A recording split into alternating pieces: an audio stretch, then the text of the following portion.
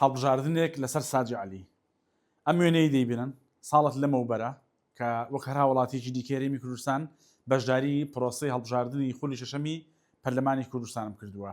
بۆ هیوایەی پەرلەمانێکی نوێ و حکوومەتێکی نوێ لە هەرێمی کوردستاندا دروست ببێت و وەڵامگۆی خواست و داواکاریەکانی دەنگدەران و هاوڵاتیانی هەرێمی کوردستان بێت.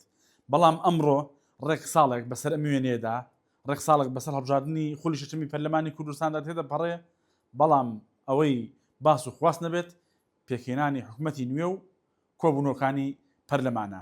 هەر ئەوەش نا بەشێک لە پەرلەمانتارانی پەرلەمانەکەی خۆمان ئێستا کاندیدن بۆ هەڵبژاردنەی کەمانجی 11 لە ڕێ بۆ ئەنجومەی نوێنەرانی عێراق.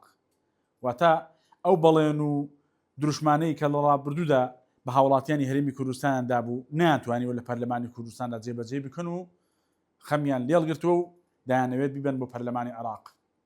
جا هەڵبژاردنەکەی پار بۆ پەرلەمانی کوردستان لە کاتێکدا بوو کە 2 ساڵ بوو بەسەر وادەی هەڵبژاردندا تێپەڕی بوو، بەڵام دواتر لە ژێفشاری کۆمەڵگەی نێودەوڵەتی هەرچۆنێک بێ هەڵبژاردنێک ئەنجام درا و لایەنە سیاسیەکان و کاندیدەکان 1001 بەڵێنیان بە خەڵکدا، بەڵام بەڵێنەکان وەک ئەوەی دەیبینن تا ئێستا نە حکوومەت پێخاتووە و لە پەرلەمانی کوردستانیش کۆبووەتەوە.